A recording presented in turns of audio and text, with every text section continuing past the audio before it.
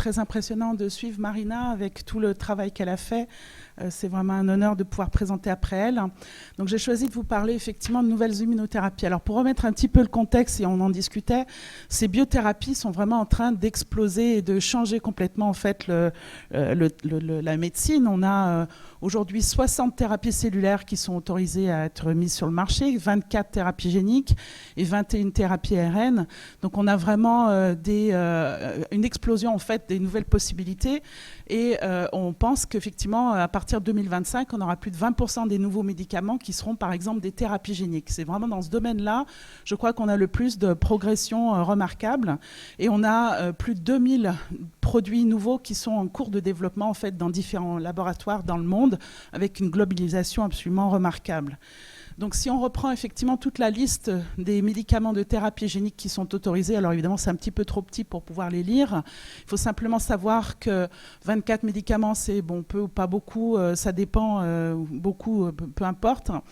Il faut savoir que ce sont quand même des produits extrêmement divers avec différents types de virus, de cellules qui constituent ces produits de thérapie génique, mais plus de la moitié sont quand même des produits ex vivo, c'est-à-dire des produits qui sont fabriqués par la transduction de cellules souches hématopoïétiques comme l'a présenté Marina tout à l'heure, et à peu près un tiers de ces médicaments autorisés sont des CAR-T-cells, ce qui montre quand même vraiment l'importance du coup de cette famille de médicaments ex vivo, mais en même temps également des produits d'immunothérapie et qui s'adresse non seulement aux maladies génétiques, mais également justement au cancer, et qui a vraiment mis en fait justement le focus sur la thérapie génique avec ces nouvelles possibilités pour des grands nombres de patients. Moi, ce qui m'intéresse depuis très très longtemps, en fait, ce sont les relations entre la thérapie génique et le système immunitaire. Alors, ça m'intéresse évidemment, et j'ai pu le traiter au cours de ces dernières années à travers différentes questions. La première étant effectivement le traitement par thérapie génique de déficit immunitaire, de maladies monogéniques qui sont des désordres immunitaires. Et en particulier, donc, on a travaillé ensemble avec Marina et avec d'autres collègues avec des projets extrêmement intéressants. L'autre question aussi, c'est évidemment la question des réponses immunitaires non désirables contre les approches de thérapie génique et en particulier contre les vecteurs viraux de thérapie génique qui posent vraiment problème lorsqu'on va administrer ces médicaments in vivo. Mais Marina a également décrit par exemple effectivement des réactions subtiles intracellulaires qui peuvent se passer quand une cellule reconnaît justement un signal comme par exemple une atteinte sur son ADN. Elle peut déclencher des réponses innées et qui sont justement problématiques. Et puis la dernière phase, peut-être la plus récente, effectivement, où je me suis intéressée au développement de nouvelles immunothérapies génétiques. Et c'est un petit peu de cela dont je voudrais vous parler aujourd'hui. Je vais simplement rappeler effectivement que donc on a travaillé pendant plus de 20 ans à Généton avec Marina et d'autres sur le traitement ex vivo d'un certain nombre de pathologies. Donc, qui peuvent se corriger par la modification génétique de leurs cellules souches hématopoïétiques, et en particulier avec des vecteurs antiviraux qui permettent une intégration stable et ensuite donc une correction de la pathologie dans les différentes lignées de cellules qui sont produites. Alors, ça a permis de montrer, en particulier à travers un ensemble de papiers de haut niveau, qu'on pouvait atteindre justement des corrections stables et surtout un bénéfice clinique tout à fait notable et remarquable et durable sur, par exemple, des patients atteints du syndrome de Wiskott-Aldrich ou des patients atteints, donc, par exemple, de la granulomatose chronique septique liée à l'X. Donc ça, c'est vraiment des travaux importants dans le sens où, effectivement, ils démontrent bien cette bonne tolérance, en fait, aux vecteurs antiviraux, à cette modification génique qui est durable et sécure. Et en fait, ce sont les mêmes plateformes qui sont également utilisées pour la fabrication des CAR-T-cells. Donc, je rappelle, des CAR-T-cells, en fait, sont produites à partir donc, des cellules propres des patients. Là, on parle par contre de lymphocytes qui sont donc génétiquement modifiés par les vecteurs antiviraux qui sont donc développés pour la clinique en parallèle pour les études sur les maladies génétiques, mais en même temps pour les CAR-T-cells, et que donc on peut armer et ingénierer en fait ces lymphocytes avec un récepteur qui va donc leur permettre d'attaquer et de tuer les cellules tumorales. Alors la plupart des CAR-T-cells actuellement donc, sont dirigés contre des antigènes du système lymphoïde, en particulier pour traiter les hémopathies B. La plupart de ces CAR-T effectivement sont dirigés contre CD19, CD22 et autres types d'antigènes. Et ce sont effectivement des CAR-T qui se développent actuellement dans beaucoup de laboratoires pour essayer d'avoir en fait un effet en oncologie, pour aller au-delà de ces tumeurs hématologiques et peut-être essayer de traiter aussi des tumeurs solides qui constituent quand même la plupart, évidemment, des problèmes en oncologie. Alors, il n'y a pas, par contre, évidemment, que ces antigènes tumoraux qui peuvent faire la cible, en fait, des CAR T-cells. Et je voudrais vous présenter justement un projet nouveau qu'on a fait, un projet intéressant, qui consiste à cibler un antigène qui n'est pas forcément un antigène spécifique des tumeurs. Alors, il s'agit en fait de la protéine FAP, Fibroblast Activating Protein Alpha, qui est en fait une sérine protéase membranaire qui est exprimée en fait normalement à des niveaux très très bas dans tous les tissus, en particulier dans tous les tissus adultes, mais qui est très fortement uprégulée dans un certain nombre de tumeurs, de cancers épithéliaux, mais également dans les granulomes et dans des cellules malignes en fait dans différents cancers. Alors, ça avait donné évidemment l'idée à un certain nombre d'investigateurs, en particulier des investigateurs à UPenn comme Steve Abela, de pouvoir générer des CAR-T contre cette protéine FAP avec l'idée d'aller cibler le micro-environnement tumoral, parce qu'en fait la protéine FAP n'est pas vraiment nécessairement en fait quelque part une protéine en fait qui constitue une voie de signalisation dans les cellules tumorales, mais en fait elle entoure justement en fait, elle crée le nid justement de la tumeur, et de voir si en ciblant ce micro-environnement tumoral il était possible d'avoir un effet antitumoral, et donc c'était le cas. Ils ont bien décrit en fait et ça a été revu dans de nombreux papiers, qu'avec des FAP-CAR, on peut justement avoir un effet, en tout cas au moins tumorostatique pendant un certain temps. Et puis, plus récemment, en fait, d'autres investigateurs, toujours à Philadelphia, se sont dit, mais finalement, la fibrose, ce n'est pas qu'un processus tumoral.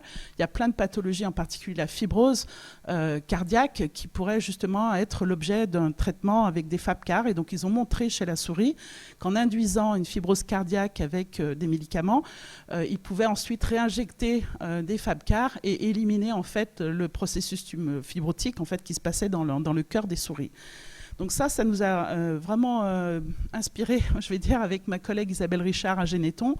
Et on s'est dit, finalement, qu'est-ce qui se passerait dans la dystrophie de Duchenne, la myopathie de Duchenne, qui est, je rappelle, en fait, une dystrophie progressive qui donc est très sévère et qui réduit la vie des personnes atteintes, avec évidemment une progression au cours du temps, mais qui s'associe justement avec non seulement une perte de la force musculaire, une perte en fait donc des myofibres, mais également avec l'apparition de processus, en particulier donc de processus fibrotiques et d'infiltration graisseuse, d'infiltration également inflammatoire, voilà, qui est très très problématique. Donc on sait et on pense quand même depuis longtemps que quand on va avoir effectivement donc ces processus qui vont se mettre en place en même temps qu'on va perdre du coup la force musculaire, il va falloir pouvoir trouver des thérapies combinées, parce que faire de la thérapie génique et apporter simplement le transgène qui manque, c'est-à-dire la dystrophine dans les muscles de ces patients, risque de ne pas être suffisant pour pouvoir corriger et réverser en fait les symptômes de la maladie une fois que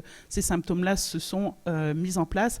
Et vous pouvez le voir effectivement quand on regarde l'état d'infiltration et de dégradation en fait d'un muscle dystrophique, ça paraît assez évident.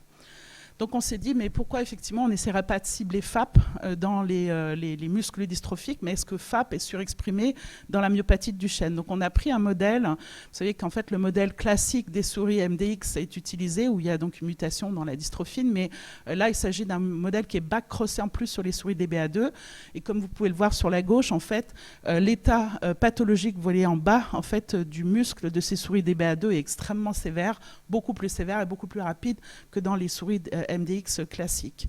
Donc on a regardé dans différents muscles, dans le tibialis antérieur et le gastrocnémus que je vous présente, mais on a regardé d'autres évidemment, si la protéine FAP, en tout cas l'ARN, était exprimée ou surexprimée. Donc vous voyez en orange évidemment le niveau d'expression dans les souris DBA2 MDX, et puis en bleu le niveau dans les souris contrôle.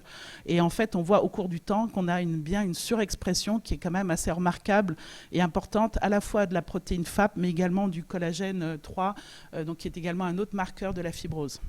Donc ça a en fait donné et validé l'hypothèse qu'on pouvait éventuellement aller sur, cibler du coup ces cellules qui surexpriment FAP avec des CAR.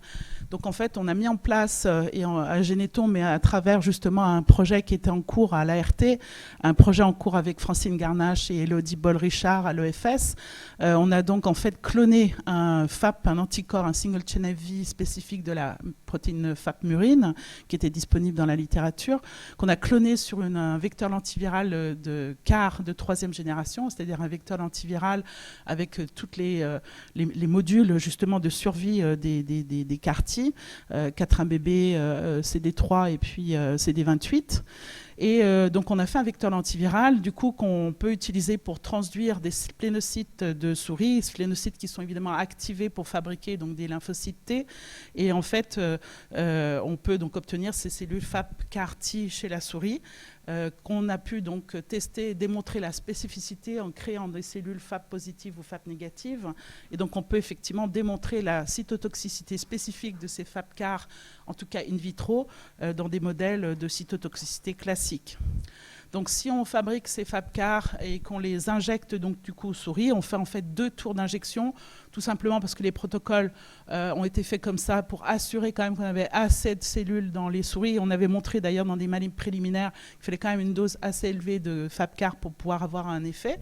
Donc les souris sont injectées 2 fois à une semaine d'écart avec des FAP CAR. Et puis ensuite on regarde ce qui se passe en fait en termes d'effet sur la fibrose.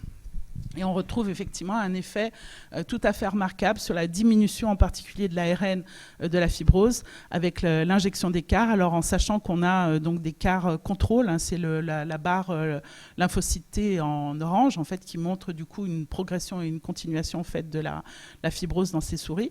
Et puis ensuite quand on injecte les CAR de manière dose dépendante, effectivement on a une diminution de l'expression de ces marqueurs de la fibrose, ces biomarqueurs.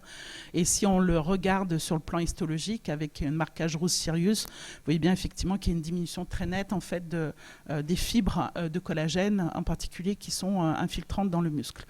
Donc en conclusion, là, bon, évidemment, le travail est toujours en cours avec Isabelle et on continue de façon active à collaborer là-dessus. Mais c'est clair que ces cellules FAP CAR-T sont extrêmement intéressantes à prendre en considération comme traitement adjunct, en particulier donc, de conditions fibrotiques et notamment évidemment dans la myopathie de Duchenne. Donc ça souligne encore plus, je pense, sur le plan des immunothérapies, l'intérêt qu'elles peuvent avoir en dehors de l'oncologie. Là, je vous présente le cas de la fibrose, mais il faut savoir qu'effectivement, il y a des CAR-T qui sont utilisés également dans les maladies auto-immunes. Et je pense que c'est tout un pan de travail qui mérite de s'amplifier. Donc effectivement, on a donc beaucoup de possibilités avec les outils de thérapie génique pour faire de l'ingénierie des lymphocytes. Je vous ai parlé des CAR-T-cells. Et en fait, il y a quand même un grand absent, en tout cas, il y a très très peu de travaux qui sont réalisés autour des lymphocytes B. Et donc, c'est quelque chose qui nous a intéressés, parce que les lymphocytes B sont quand même un élément absolument central, versatile et important au niveau des réponses immunitaires. Évidemment, les lymphocytes B fabriquent des anticorps, hein, c'est absolument indispensable à nos réponses anti-microbes, virus, etc.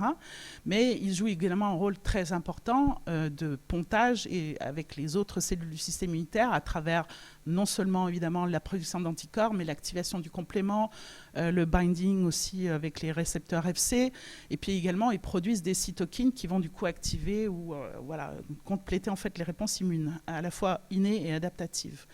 Et il faut savoir qu'effectivement, ces lymphocytes B traversent différentes étapes au cours de leur vie, et en particulier peuvent à la fois exister en circulation dans les organes lymphoïdes, mais également sous la forme de cellules très très longue vie au niveau de la moelle osseuse sous forme de plasmocytes. Donc en fait, il y a des possibilités extrêmement intéressantes en termes d'immunothérapie, de pouvoir ingénierer les immunoglobulines produites par les lymphocytes B et pouvoir justement fabriquer de nouvelles formes d'immunoglobulines, à la fois des cellules, des immunoglobulines sécrétées, des anticorps sécrétés, ou alors modifier les immunoglobulines qui sont à la surface des lymphocytes B et pouvoir évidemment changer leur façon d'interagir avec le reste du système immunitaire.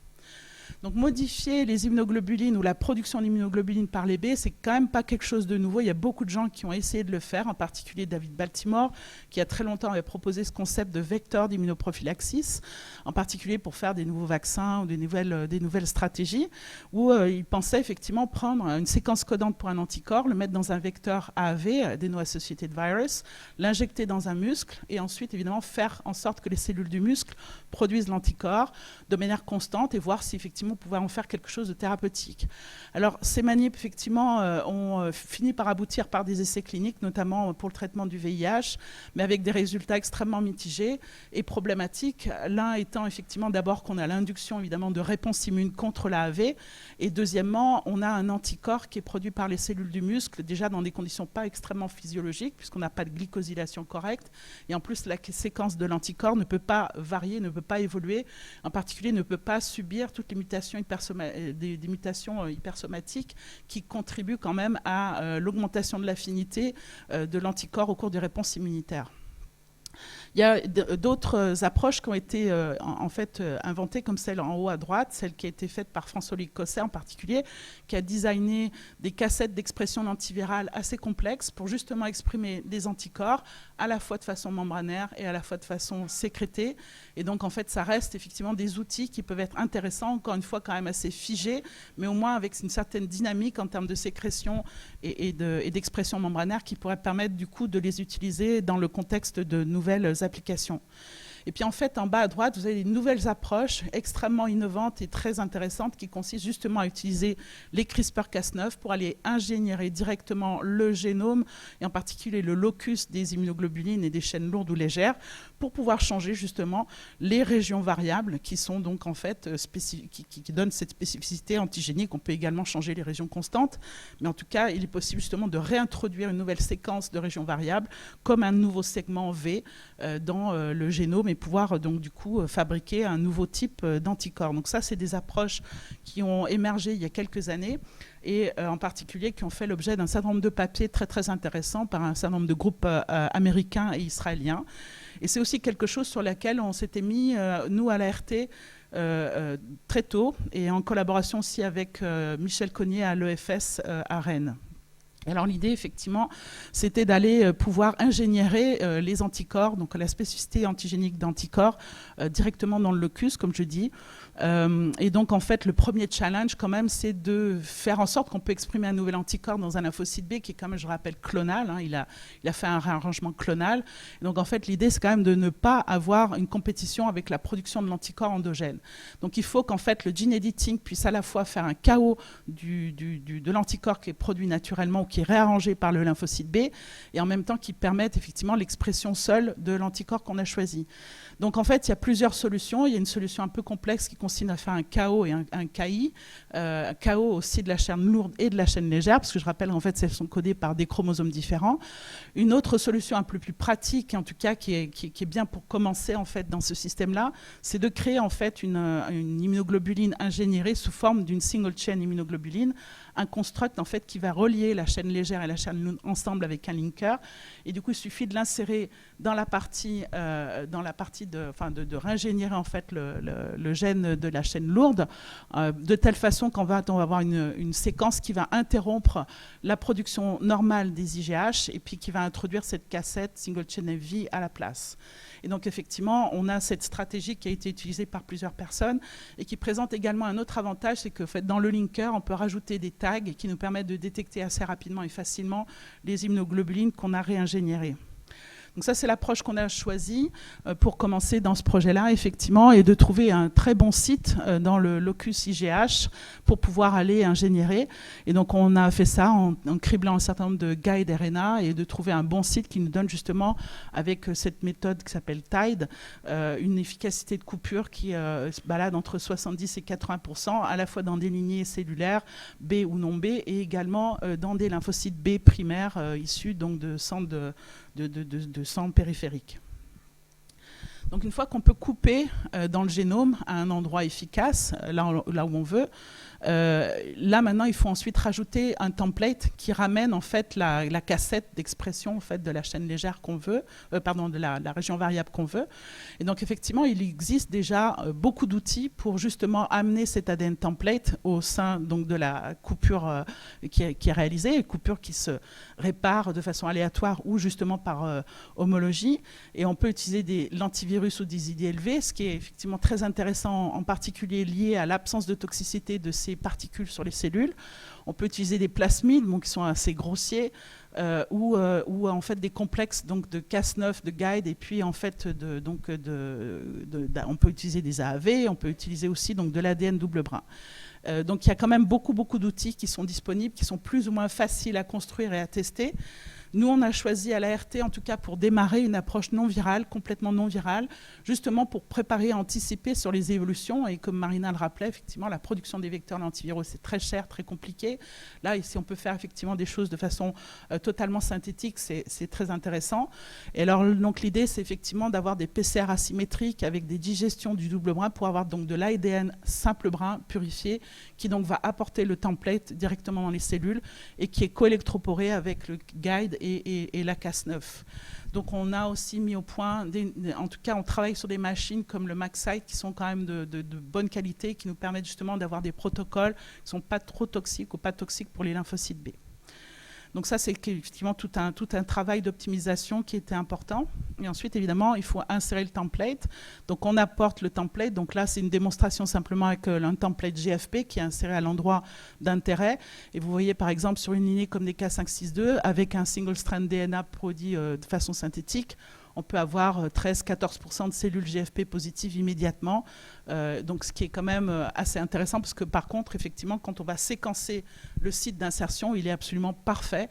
On a juste l'insertion exactement où on veut. Si on séquence en 3' ou en 5', on a vraiment une fusion totalement prévisible grâce au bras d'homologie qu'on a inséré dans la cassette. Donc, on a travaillé en fait dans ce projet-là sur différents anticorps qu'on voulait reprogrammer dans ces lymphocytes B. On a travaillé en particulier en collaboration avec Yves Lévy et JP Pantaleo au CHUV sur des anticorps neutralisants contre HIV.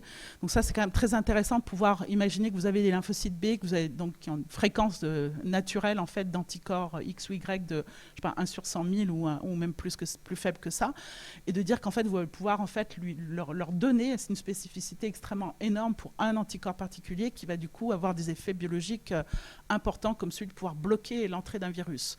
Donc il y a 3 types d'anticorps sur lesquels on travaille, notamment le 3BNC117 qui est un des anticorps les plus décrits et qui en fait interagit avec le binding du virus sur CD4. Et puis, on a également donc travaillé sur d'autres anticorps anti-HIV, mais également aussi en collaboration avec Michel Cognier sur des anticorps qui sont importants en oncologie, notamment le rituximab anti-CD20 et le pertuzumab qui est un anti-HER2. Et donc, dans les 2 cas, on a fait effectivement plutôt en première intention, mais pas que, mais on a fait surtout des single-chain FV avec différents designs, notamment un design qui a été fait par Michel Cognier pour justement modifier en fait les accès aux régions variables lourdes et légères de façon un petit peu différente. Donc, en gros, effectivement, si on prend une lignée lymphocytaire B, on peut l'éditer de façon intéressante avec une cassette codant pour le 3BNC117. Et en fait, donc, on a un locus qui est réarrangé. Et en fait, de cette façon-là, si on le séquence, si on regarde ce qui se passe, évidemment, en cytométrie, donc on a introduit dans le linker, du coup, un tag qui nous permet de détecter, en fait, le single-chain FV. Donc, effectivement, on peut, voilà, c'est pas très efficace au départ avec 3-4% de cellules positives. Par contre, on peut utiliser aussi ce linker pour purifier les cellules et donc très rapidement avoir une lignée de cellules qui est 100% positive et qui produit donc en fait l'anticorps reprogrammé qu'on va pouvoir tester par exemple sur un Western blot et montrer spécifiquement en fait sa capacité à se lier donc sur l'antigène en fait désiré. Dans ce cas-là, donc en fait la glycoprotéine qui est exprimée sur une particule l'antivirale recombinante.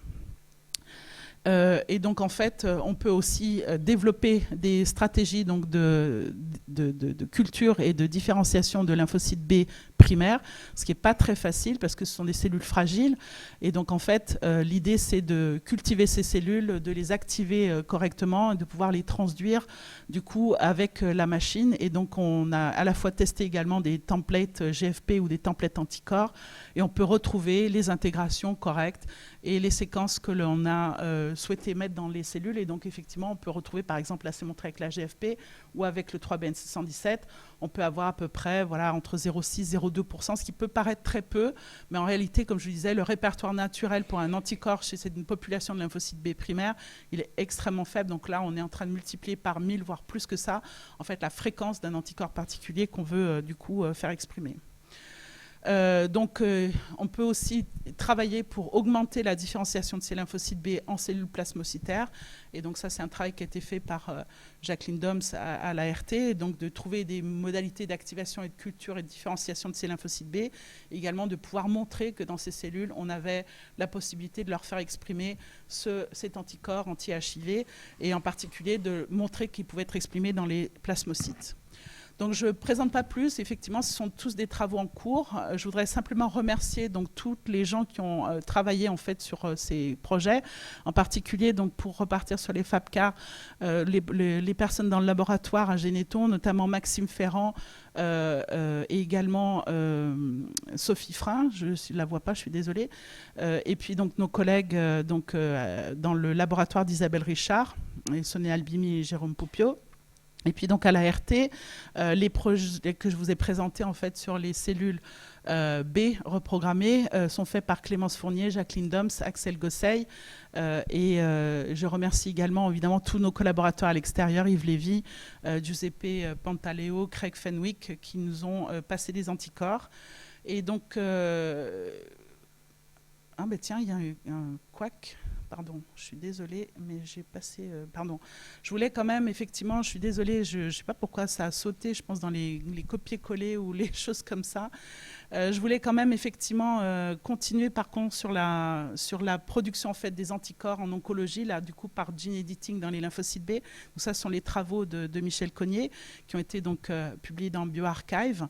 Et donc, rappeler simplement, effectivement, la promesse, donc, du coup, de ces lymphocytes B génétiquement ingénierés, avec toutes les différentes possibilités qu'on peut faire quand même autour de ces lymphocytes B. Je vous ai parlé donc d'anticorps, mais on peut également modifier les lymphocytes B pour leur faire produire de l'IL-10, faire des BREG, faire produire des cytokines thérapeutiques et autres.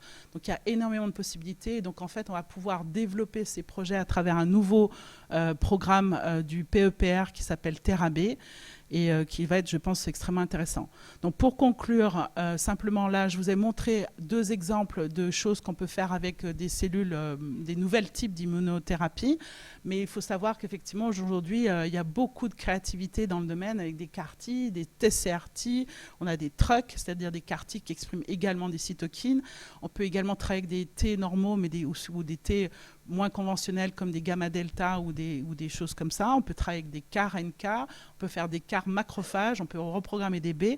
Donc on a vraiment une grande diversité en fait, de types de cellules qu'on peut modifier de cette façon-là.